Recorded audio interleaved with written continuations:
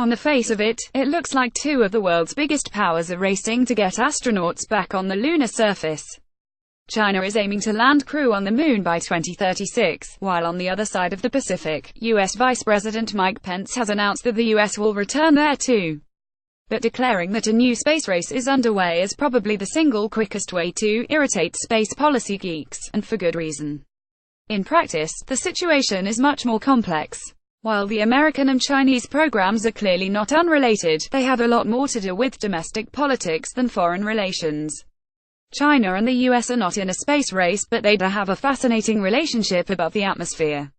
Both countries' space policies are turning attention back to that great prize of the Cold War space race, the lunar surface, and both are all too aware of the other's ambitions. Some American politicians, in particular, have expressed anxiety at the prospect of Chinese flags on the moon. But as things stand, neither country is actually capable of returning people to the lunar surface, and they are pursuing that same goal for very different reasons. See also World's most powerful men want win-win cooperation re North Korea, trade. Trump and China's President Xi Jinping make joint statements at the Great Hall of the People in Beijing, China, November 9, 2017. Source Reuters. Jonathan Ernst. The US is a very mature space power. Apart from enjoying the unique distinction of having sent its astronauts to the moon, it accounts for almost half of all satellites in orbit today. Since the end of the Cold War, American space policy has aimed to maintain this superiority in military satellites, the commercial space sector, and planetary science. But there's one area where the US is notably weaker than it was: crewed spaceflight.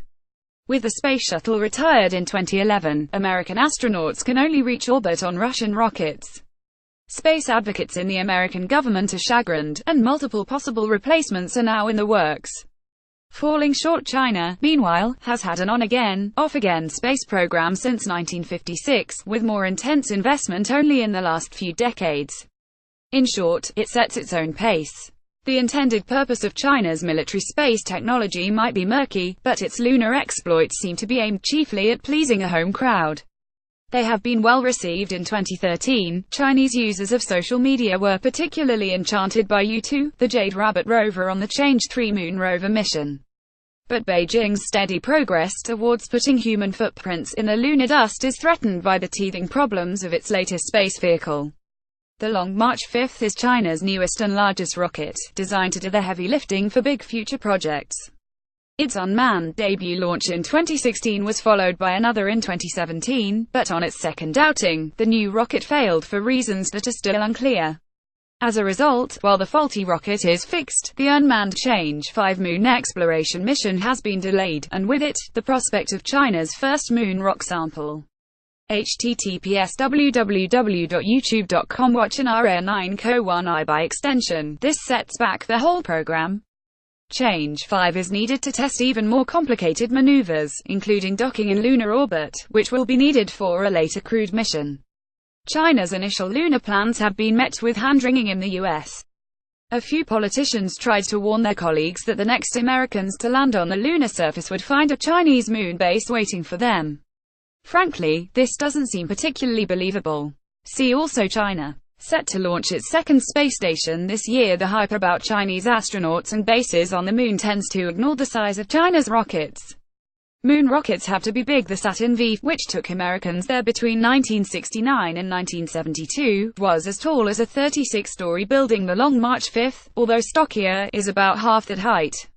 China would need multiple Long March launchers to get its astronauts to the moon and back. Not impossible, but hardly a recipe for lunar dominance. As the cliché goes, rocket science is hard. The problems with the Long March 5 haven China's lunar hopes, but they should give American alarmists pause. Still, with the Trump administration's new lunar rhetoric, they may find new support for a 21st-century Apollo program. Perhaps it would even be a way to show America was great again. But if the fortunes of post-1969 efforts are anything to go by, moon advocates are still in for an uphill struggle. Meanwhile, that China has rescheduled Change-5 shows it's willing to take a slow and steady approach to lunar exploration.